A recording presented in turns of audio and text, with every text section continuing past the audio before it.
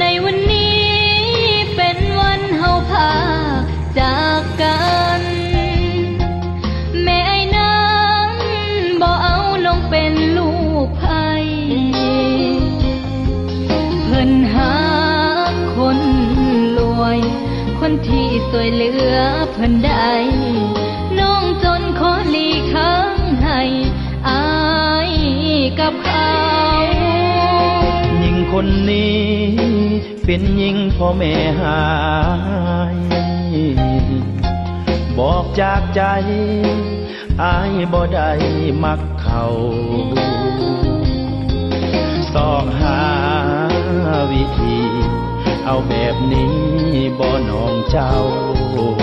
มียังให้อายนั้นเว้าออกมา